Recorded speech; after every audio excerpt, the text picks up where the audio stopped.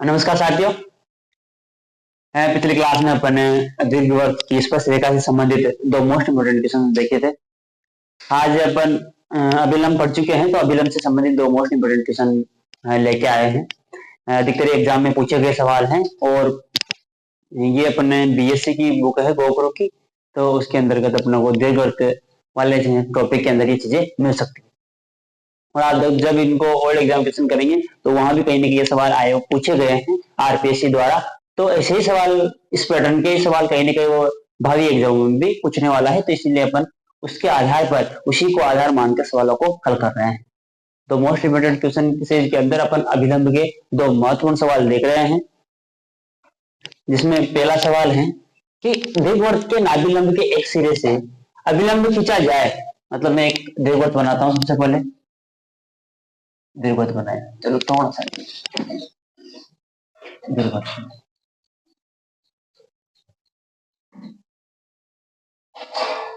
ये इसका नाभिलंब है। चलो ठीक है, दीर्घवृत्त के नाभिलंब के एक सिरे पर अभिलंब खींचा जाए। मतलब यहाँ पर एक स्पर्श रेखा है और यहाँ पर कोई अपन को अभिलंब खींचना है कि अभिलंब खींचा जाए जो कि अभिलंब लघु अक्ष के एक सिरे से गुजरता है। मतलब यहाँ से कोई अभिलंब खींचना तो ये इसके दूसरे सिरे से यहाँ से गुजरता है, लघु अक्ष के दूसरे सिरे से गुजरता है, तब संबंध क्या होगा।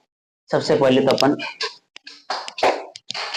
बिंदु P, इसको जो ये अभिलंब है, अभिलंब के सिरे से गुजर रहा है। इससे पहले तो मैं दीर्घवृत्त के कौन सा है यहाँ पे लिख लेता हूँ। देखो इसमें x square upon a square plus y square upon b square बराबर एक टाइप का मेरे पास क्या है, ये दीर्घवृत्त जहां ए ग्रेटर देन बी है, और बी स्क्वायर बराबर क्या होगा, ए स्क्वायर, बी स्क्वायर बराबर ए square one minus e square. इस टाइप का ये समीकरण मुझे प्राप्त हुआ। अब अपन यहां से देखेंगे कि अभिलंब जो बिंदु P पर, यहाँ P है जिसके निर्देशांक अपन देख रहे हैं, तो जो यहाँ से जो नाभिलंब का जो निर्देशांक होते हैं वो क्या होते हैं, नाभिलंब की लंबाई जो अपन ने देखी तो क्या होती थी, 2 गुणा लघु अक्ष का स्क्वायर बटा अर्ध लघु अक्ष का स्क्वायर बटा अर्ध दीर्घ अक्ष, ये पूरी होती थी।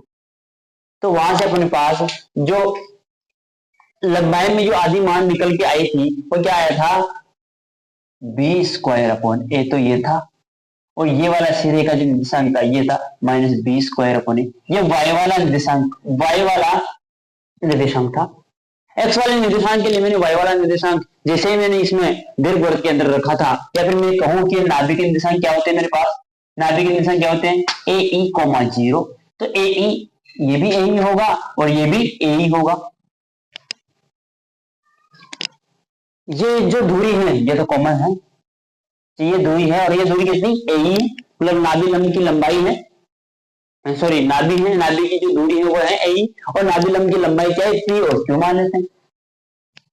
तो यहां से अपन ने नाभिलंब के निर्देशांक अपन ने निकाल लिए, नाभिलंब के निर्देशांक अपन ने निकाल लिए कि पी बिंदु के निर्देशांक ए कोमा बी स्क्वायर अपॉन ए है और क्यू का निर्देशांक ए कोमा बी स्क्वायर माइनस है। आप चाहो तो अभिलंब क्यू वाले पे बना लो, क्यू वाले पे बनेगा तो जो इससे गुजरने वाला जो अभिलंब होगा वह बिंदु बी से गुजरेगा, अन्यथा बिंदु बी डी से गुजर रहा है जब बिंदु पी पर अपन ने एक अभिलंब खींचा।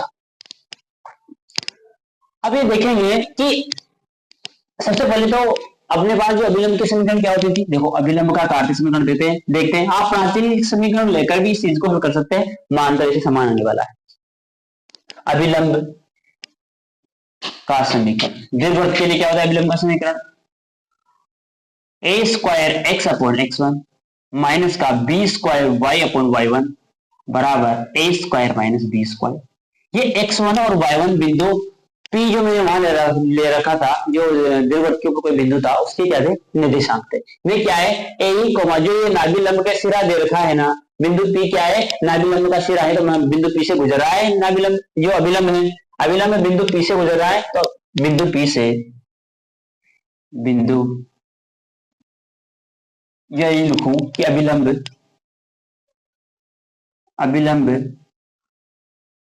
बिंदु पी बिंदु पी पर बनता है तो क्या होगा, संतुष्ट करेगा, संतुष्ट करवा देते हैं इस अभिलंब के समीकरण को। देखो x1 की जगह तो मान रख देंगे a और y1 की जगह b स्क्वायर अपॉन a। देखें वहां रखते हैं एक्स स्क्वायर ए स्क्वायर अपॉन एक्स अपॉन ए माइनस का बी स्क्वायर की जगह तो बी स्क्वायर है ही सही, और y की जगह तो y, और y1 की जगह क्या लिखेंगे बी स्क्वायर अपॉन ए बराबर ए स्क्वायर माइनस बी स्क्वायर। तो उसको ऐसा का ऐसा ही अपन लिख देंगे। ए स्क्वायर और बी स्क्वायर जो दीर्घ अक्ष है या फिर लघु अक्ष के जो अर्धक है उनका क्या है, मान है। अब अपन जैसे इसको हल करते हैं, यहां से ए से तो ए कट गया, यहां से मैं देखूं तो ये बी स्क्वायर से क्या कट गया, ये बी स्क्वायर कट गया बराबर ए स्क्वायर माइनस बी स्क्वायर यहां से अपने पास बचा हुआ है। देखो एक्स अपॉन ई, ए एक्स अपॉन ई माइनस का ए वाई यहां से पूरा कट गया, यहां तो कुछ नहीं बचा बराबर ए स्क्वायर माइनस बी स्क्वायर। ये समीकरण नंबर 2 दे देता हूं। अब उसने ये भी कहा है कि जो ये अभिलंब गुजरा है बिंदु P से जाने वाला जो अभिलंब है वो बिंदु जो लघु अक्ष है, लघु अक्ष की एक सिरे से गुजरता है। तो लघु अक्ष का ये सिरा कौन सा हो गया, 0, माइनस का बी। ये सिरा कौन सा हो गया, 0, माइनस का बी। मतलब मैं x की जगह 0 पुट करूंगा और y की जगह क्या पुट करूंगा, माइनस का बी पुट करूंगा। मैंने जैसे ही ये अभी कहूंगा समीकरण 2 लघु अक्ष के सिरे से गुजरे तो, जैसे ही लघु अक्ष के सिरे पे गुजरेगी तो इसको संतुष्ट कर दो। ए 0, ई माइनस का ए माइनस का बी बराबर ए स्क्वायर माइनस बी स्क्वायर। ये लिखा, ये तो हो गया 0, माइनस और माइनस क्या हो गया प्लस, तो ए बी बराबर ए स्क्वायर माइनस बी स्क्वायर मिला मुझे। ए बी बराबर क्या मिला, ए स्क्वायर माइनस बी स्क्वायर मिला। और मैं जानता हूं कि बी स्क्वायर बराबर ए स्क्वायर 1 माइनस ई स्क्वायर होता है। देखो ये 1 माइनस कहां से आया, मैं कहता हूं कि ई का मान क्या होता है, ई स्क्वायर का मान क्या होता है 1 माइनस अर्ध लघु अक्ष का स्क्वायर अपॉन अर्ध दीर्घ अक्ष का स्क्वायर। जैसे ही मैंने ये B square upon a square इधर ले लिया और ई स्क्वायर इधर ले लिया तो क्या होगा 1 minus e square b square upon a square. तो जैसे ही मैंने ये B square upon a square लिया तो मैं क्या कर देता हूं, इनको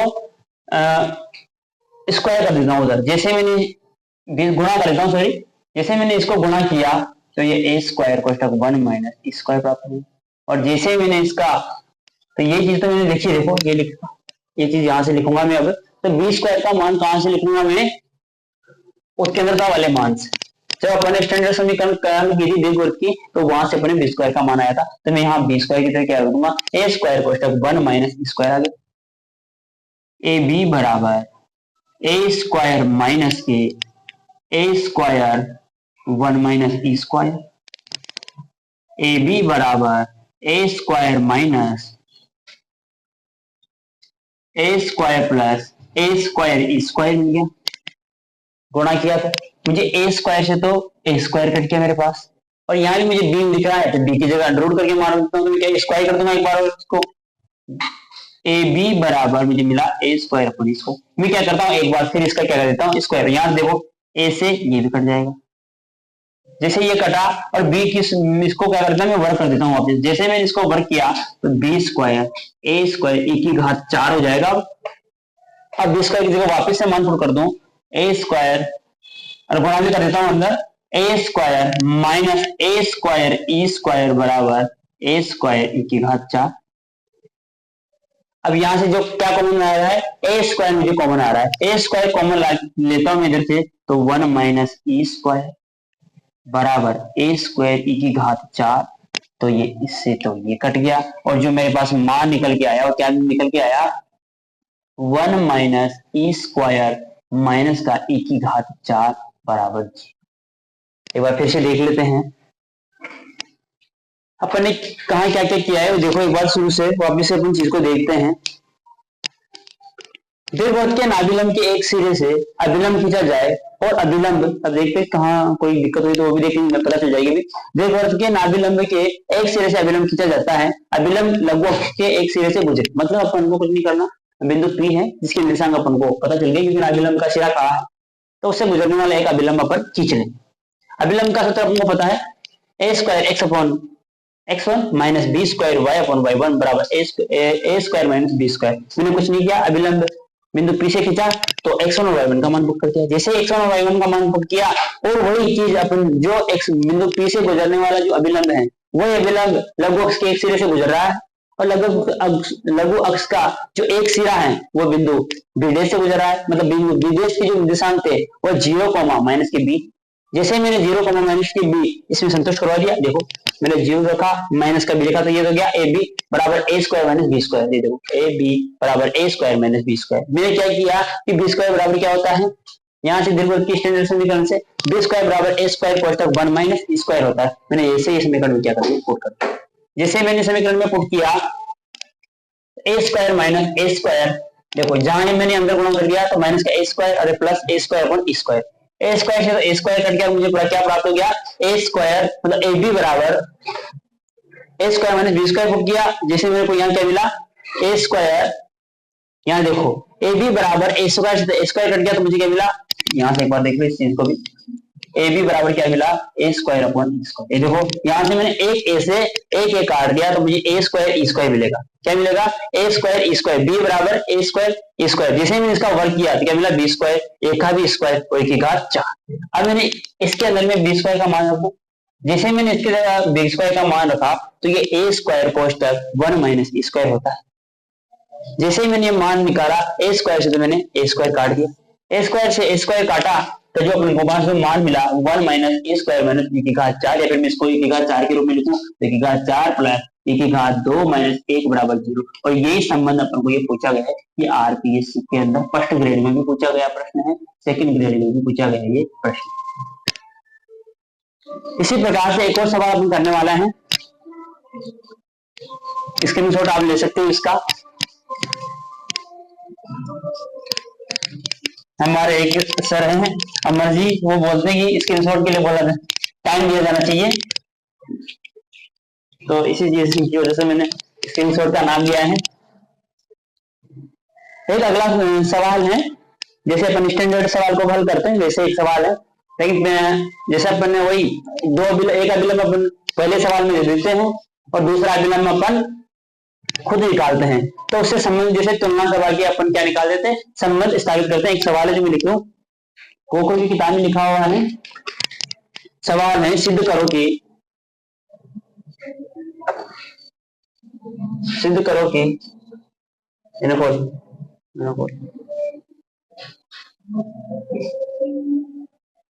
सरल रेखा LX plus MY plus N बराबर 0 दीर्घवृत्त x square upon a square plus y square upon b square बराबर 1 पर अभिलंब होने का प्रतिबंध अपन को ज्ञात करना है। होने का प्रतिबंध अपन को क्या करना है, ज्ञात करना है। देखो इसमें कुछ नहीं करना, अपन जानते हैं कि अपन को दिया है कि LX plus MY plus N बराबर 0 क्या है, एक अभिलंब का समीकरण। ये तो उसने हमने कह दिया कि मैं कह रहा हूं कि ये कोई अभिलंब का समीकरण है। आप मुझे ये बताइए कि इसको वास्तव में अभिलंब होने के लिए क्या शर्त होनी चाहिए, क्या कंडीशन हो कि दीर्घवृत्त पर LX plus MY plus N बराबर 0 एक अभिलंब के रूप में काम करे। मैं जानता हूं कि दीर्घवृत्त के लिए अभिलंब का समीकरण मैं काटते रूप और दोनों लिखूंगा, लेकिन अपन इस बात का प्राचलिक रूप में इस चीज को निकालने की कोशिश करेंगे। मतलब मैं काटते रूप और प्राचलिक दोनों से निकालेंगे, मतलब अपने सभी जगह से जगह ये निकाली है वो अधिकतर हमने अपने काटते रूप से निकाली है। तो अब जो चीजें निकालेंगे अपन एक बार प्राचलिक रूप का भी उपयोग अपन कर लेंगे। देखो काटते समीकरण तो क्या होती है, दीर्घवृत्त के लिए अभिलंब समीकरण अभी जस्ट पहले सवाल में बताई थी, a square x upon x1 minus B square y upon y1 बराबर a square minus B square. अपन जानते हैं कि कोई दीर्घवृत्त होता है, इस प्रकार से कोई दीर्घवृत्त है, तो ये किसी भी बिंदु के इसके बिग वर्ग के ऊपर किसी बिंदु के निशान किस प्रकार से होते हैं, a cos of theta comma b sine of theta, इस प्रकार से होते थे। तो मैं क्या करूं, इसको प्राथमिक रूप में बदलने के लिए अपन x1 की जगह a cos ऑफ थीटा और y1 की जगह a sin of theta b sin of theta put कर देते और उसको क्या बोल देते हैं प्राचलिक समीकरण। चलो उसका भी प्रूव कर लेते हैं अपन एक बार। a square x upon x1 तो a cos of theta minus b square y upon b sin of theta बराबर a square minus b square. देखो यहाँ से a से तो a कट गया, b से b कट गया और मैं किसी चीज को ऊपर ले लूंगा तो क्या आ जाएगा, ax cos of theta minus B Y cosec theta बराबर ए स्क्वायर माइनस बी स्क्वायर। अब ये चीज भी तो अभिलंब की समीकरण ही है। मैं इसे कैसा करता हूँ, इस पे माइनस लगा दूं और पोस्टर लेके इसको बाहर लिख देता हूँ क्योंकि ये समीकरण मुझे इस प्रकार से चाहिए। ठीक है, तो ये भी तो समीकरण दो भी तो अभिलंब का ही समीकरण है। अरे जब समीकरण नंबर एक तो उसने कहा था और समीकरण नंबर दो को मैंने निकाल लिया कि समीकरण नंबर ये भी अभिलंब का समीकरण है दीर्घवृत्त के लिए, तो मैं कहूंगा कि समीकरण एक व दो एक ही अभिलंब का समीकरण है। तो क्या करते हैं, जैसे मैंने पिछले एक एग्जाम में एग्जाम्पल द्वारा बताया था कि किसी बालक की यदि माता पिता हैं तो अपन इसकी यदि एक बच्चा है उनका और एक मदर और एक फादर है, तो मैं जो गुण मदर के बच्चे में देखूंगा क्योंकि यदि इनकी इकलौती संतान है, जो गुण मदर के बच्चे में है वही गुण फादर के बच्चे में होंगे। जो किसी माता के बच्चे में कोई गुण होंगे वही फादर के बच्चे में गुण होंगे। मतलब मैं यूं कहूंगा कि जब दोनों के गुण समान हो तो मैं तुलना कर सकता हूँ। मतलब कोई कह दे, यहाँ पर कोई अपन से कह दे कि कोई एक युगल है जिसके एक बच्चा है उसकी उम्र 36 साल, वो 12वीं में पढ़ता है या फिर बीएड कर रहा है वो, चलो तो मैं ये कह रहा था कि कोई माता है तो मैं ये कर दूं कि उसकी उम्र 36 साल है, बताओ वो कौन सी कक्षा में पढ़ता था। तो मुझे पता है कि फादर के जो उसका पिता के बारे में जो कंडीशन देख के अपन से कहा गया था वो कि बेड कर रखे, तो मैंने वो दोनों चीजें एक ही हैं, एक ही बच्चे के बारे में बात कर रहे हैं। इसीलिए मैंने कहा कि एक चीज तो अपन को दे रखा होगा और एक से अपन खुद निकाल लेंगे और दोनों की तुलना कर देंगे, तो जो चीजें अपन को निकालनी होगी, जो प्रतिबंध अपन को निकाल लेंगे वो निकल कर आ जाएंगे। तो देखो एक और दो एक ही अभिलंब की समीकरण में क्या कर देता हूँ, x के x और x वाली चीजों की टर्म की क्या कर देता हूँ, तुलना कर देता हूँ। देखो जैसे मैंने तुलना की, यहाँ से x का टर्म क्या है l बटा, यहाँ से x का गुणांक क्या है बराबर, y के गुणांक की बात कर लो तो m, यहां से y के गुणांक की बात करो तो माइनस के b कोसेक ऑफ थीटा बराबर अचर गुणांक की बात कर लो, यहां से अचर गुणांक की बात की तो a square minus B square आया, a square minus B square. जबकि यहां से मैं अचर गुणांक की बात करूं तो यहां से मेरे पास यहां से तो n आ रहा है, सॉरी यहां से तो n है, और यहां से मैं अचर गुणांक की बात करूं तो माइनस का a square minus B square आ गया, यहाँ पर a square minus B square. अब क्या करूं मैं, प्रतिबंध निकालने के लिए ये कोसाइन थीटा था, यहाँ पे कोसेक थीटा, और यहाँ पे ऊपर गया तो क्या बन गया था सेक ऑफ थीटा, सॉरी यहाँ सेक ऑफ थीटा, एक बटा कोस क्या होता है सेक ऑफ थीटा, तो यहाँ क्या है सेक ऑफ थीटा। अब क्या करता हूं मैं, यहाँ से सेक ऑफ थीटा और कोसेक ऑफ थीटा का मान निकाल लेता हूँ। जैसे एक बटा, देखो यहाँ से मैंने निकाला एक बटा सेक ऑफ थीटा, वापस क्या बन जाएगा one upon sake of theta, क्या होता है कोस ऑफ थीटा, ये कोस ऑफ थीटा बराबर गुणा कर देंगे सर गुणांक से इनको, फर्स्ट सेकंड और थर्ड। फर्स्ट और थर्ड से अपन देख रहे हैं वन अपॉन सेक थीटा तो बदल दिया मैंने कोस थीटा में, तो क्या आ जाएगा n a upon l minus का ये लो minus a square minus B square upon a, one upon sec theta को तो मैंने बदल दिया कोस थीटा, ये चीजें हो गई। ऐसे में जब सेकंड और थर्ड दूंगा तो क्या मिलेगा मुझे, वन अपॉन सेक थीटा तो मैंने बदल दिया, कोसेक थीटा तो बदल दिया मैंने साइन थीटा, और क्या मिला माइनस का एन बी अपॉन माइनस का ए स्क्वायर माइनस बी स्क्वायर, और मैं गुणा कर दूंगा एन। अब क्या करता हूँ यहाँ से माइनस से माइनस प्लस हो गया, और मैं क्या करता हूँ इन दोनों को स्क्वायर करके जोड़ देता हूँ। जैसे ही मैंने स्क्वायर करके जोड़ा तो ऑटोमेटिक मेरे पास क्या प्राप्त हो जाएगा, sine square theta plus cos square theta, एक इसका वर्ग कर दिया, n square b square upon a square b square और ये क्या प्राप्त हो गया n प्लस इसका स्क्वायर किया तो माइनस का तो प्लस हो जाएगा, n square a square upon a square b square का होल स्क्वायर, इसका भी होल स्क्वायर होगा,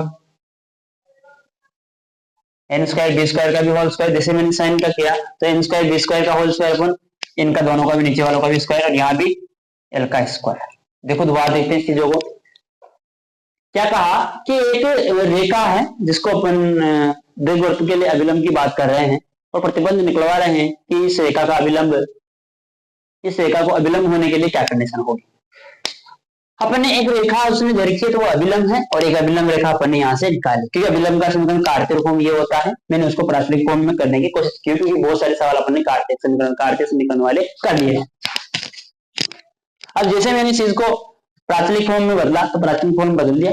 एक और दो मैंने कहा कि एक ही अभिलंब के समीकरण को निरूपित कर रही है तो मैंने x का y के और z के गुणांक की क्या कर दी, तुलना कर दी। मैंने क्या की, फर्स्ट और सेकंड से cos ऑफ थीटा निकाला, 1 अपॉन sec ऑफ थीटा को क्या करते हैं cos ऑफ थीटा, मैंने n से गुणा किया तो n a upon minus a square minus b square, फिर n इधर गुणा कर दिया। ठीक है, दूसरे से मैंने sin थीटा निकाला, 1 upon cosec of theta sin theta होता है तो मैंने क्या किया minus a n b upon a square minus b square upon n, जो कि माइनस से माइनस क्या किया। अब मैंने क्या किया, इन दोनों का क्या कर दिया, वर्ग कर दिया। मैंने इन दोनों का क्या कर दिया, वर्ग करके जोड़ दिया तो साइन स्क्वायर थीटा अपॉन कोस प्लस कोस स्क्वायर थीटा, तो मेरे पास क्या प्राप्त हो गया, 1 प्राप्त हो गया। अब इसको अपन आगे हल कर लेते हैं। जैसे अपन ने इसको आगे हल किया तो क्या क्या चीजें निकल के आई है, देखो एक बराबर क्या क्या चीजें कॉमन आ सकती है, यहाँ से एन स्क्वायर मेरे पास कॉमन आ अपॉन यहाँ से ए स्क्वायर माइनस बी स्क्वायर का होल स्क्वायर मेरे पास कॉमन आ रहा है, बी स्क्वायर का होल स्क्वायर मेरे पास कॉमन आ रहा है और क्या मिला यहाँ से, तो b square upon m square plus a square upon n square. जैसे मैंने इसको इधर गुणा कर दूं तो क्या प्राप्त हो जाएगा, ए स्क्वायर बी स्क्वायर का होल स्क्वायर, ये ए स्क्वायर बी स्क्वायर का whole square upon n square बराबर ए square l square plus b square n square. ये मेरा वो संबंध है जो कोई रेखा l x plus m y plus c n बराबर 0 वाली अभिलंब होगी इस दीर्घवृत्त के लिए x square upon a square plus y square upon b square के लिए। तो ये संबंध अपन को क्या हो गया, यहाँ से प्राप्त। इस प्रकार के सवाल हैं, जैसा जैसा एक सवाल अपन से कहता है वैसा वैसा अपन करते जाए तो मुझे नहीं लगता कि कहीं ना कहीं सवालों को अपन को दिक्कत होने वाली। बहुत सारे सवाल होते हैं जिसमें अपन क्या है देख कर भी सवाल को करना नहीं चाहते, क्योंकि उसकी जो लेंथ होती है, जो सवाल की समझ होती है, जो सवाल जो अपन से कह रहा है वो चीजें अपन समझ नहीं पाते तो वहां अपन को दिक्कत हो जाती है। तो धन्यवाद।